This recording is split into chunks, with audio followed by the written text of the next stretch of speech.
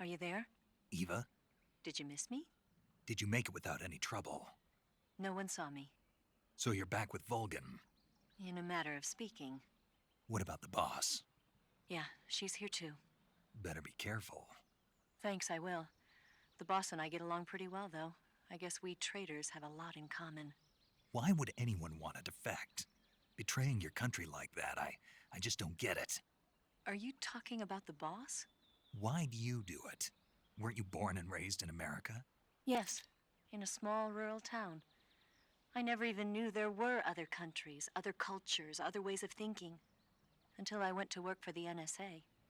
Then one day, I'd found I'd lost faith in the things I'd been taking for granted. What did you see? What was it that made you want to change sides? You wouldn't believe me if I told you. Try me. I saw the universe. The universe? Not the actual universe. The universe as the intelligence community sees it. I realized that the gravity in this universe was holding me back. That's all. People and countries are both changed by their environment and by the times. That sounds like what the boss was saying. There's a world of difference between this country and America. But it's only a difference of position, a difference of perspective. Coming here made me realize something. Half of what I'd been told was a complete and utter lie. The other half was a conveniently constructed lie. Where's the truth then? It's hidden in the lies. Are you lying too? Who knows?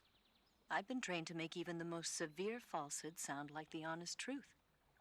Weren't you? No. I believe because I have to, even if it is a lie. That's part of my mission.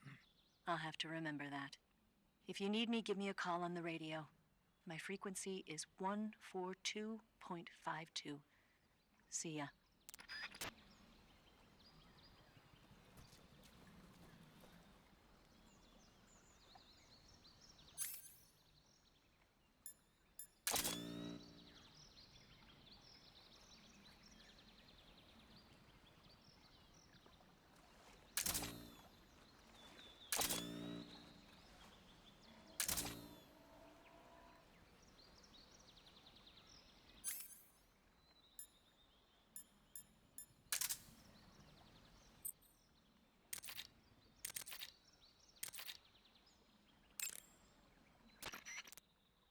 Snake, be careful. That area is inhabited by coral snakes.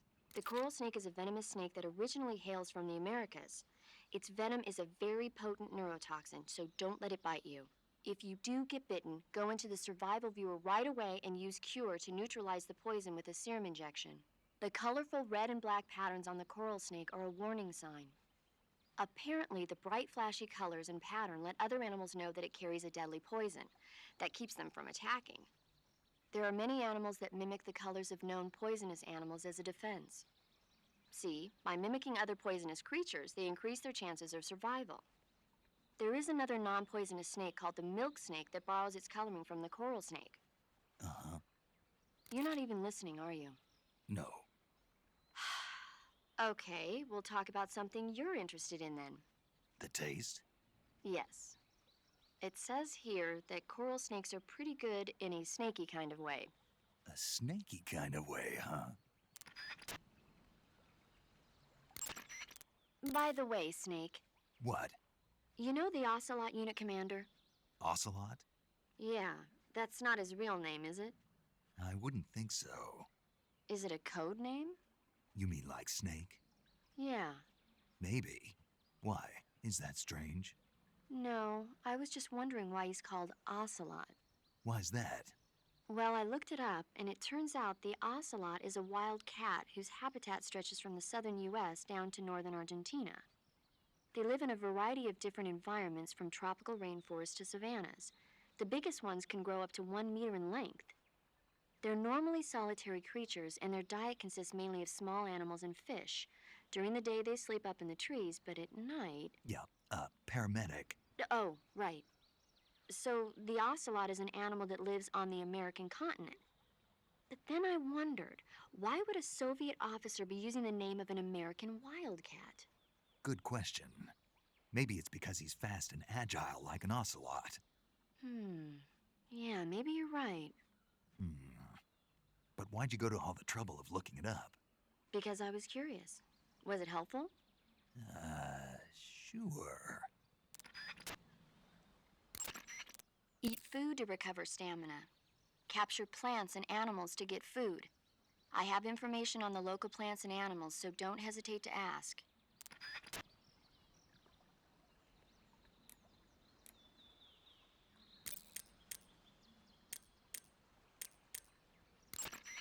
Yo! You're Snake, aren't you? And you're Sigint? None other. I heard that you're an expert on weapons, equipment, and cutting-edge technology. Close. Huh? I am the expert on weapons, equipment, and cutting-edge technology. Ah. I'm the guy that designed your trank gun, active sonar, and motion detector. If you want to know anything about weapons or equipment you find in the field, just send me a message and ask. Later. Hey, Snake, remember back at the abandoned factory when you whittled the grip of that 45 down? Yeah, I've never heard of a customization like that before. Why the grip? to fit it with a knife. A knife? You're gonna keep the knife and the gun both at the ready?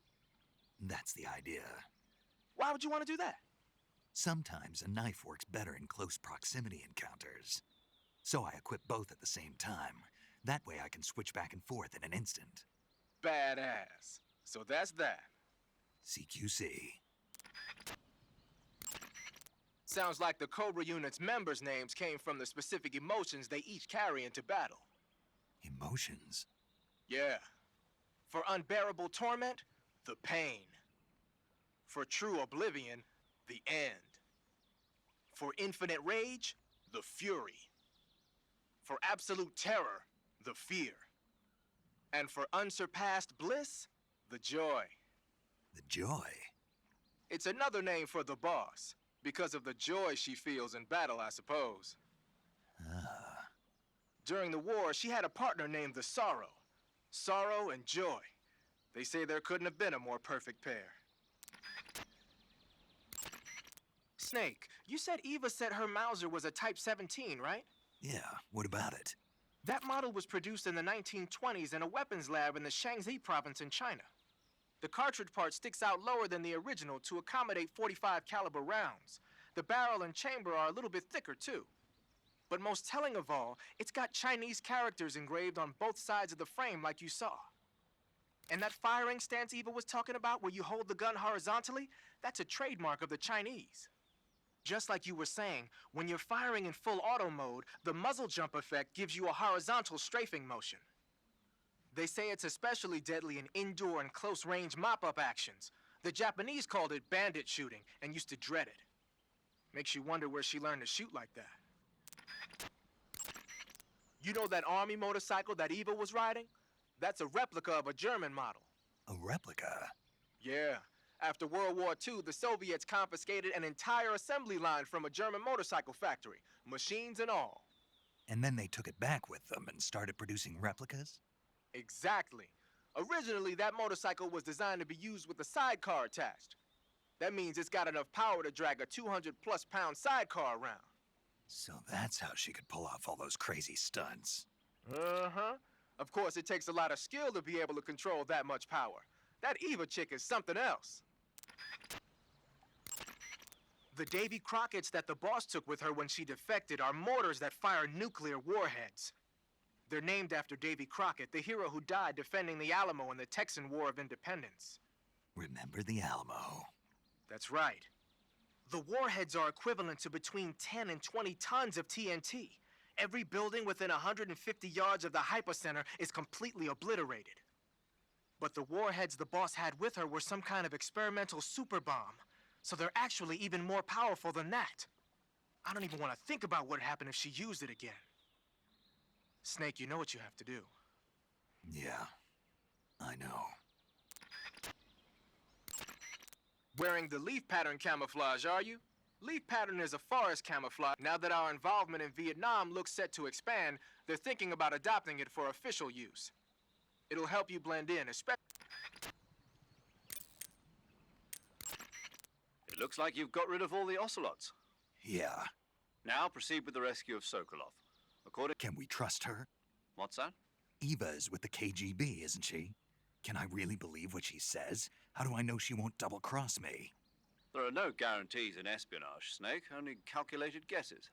At this point in time, the KGB... So you're saying I can trust her? I'm saying the chance that she'll betray you is low. Ah. Of course, we checked the route she gave you. It looks like a pretty solid infiltration route. It makes good use of weak spots in the enemy. Follow the route Eva showed you and proceed with the mission. Roger. First, enter the cave through the crevice.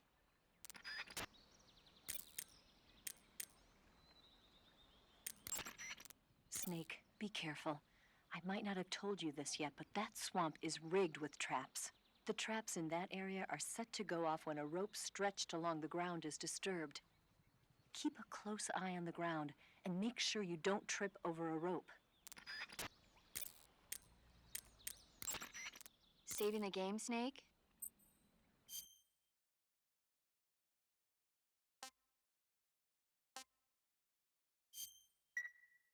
Hey, Snake, you ever heard of Godzilla, King of Monsters? No, what is it? It's a movie. You haven't seen it? Nope. It's about this monster called Godzilla, who grows to an enormous size in a nuclear test and goes on a rampage in Tokyo. Nuclear test, huh? Then the Marshall Islands must be crawling with giant monsters right about now. It's just make-believe. Maybe that's why my pants have been so tight lately. Snake, it's a movie, not a report out of Los Alamos. I know. So then what happened?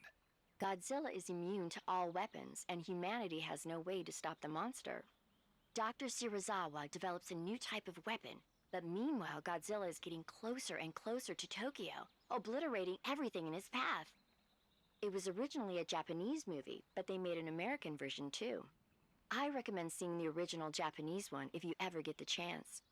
It's mostly mindless fun, but it's also got a serious anti-nuke message as well. Where can I see the original? You'll just have to go to Japan. Really?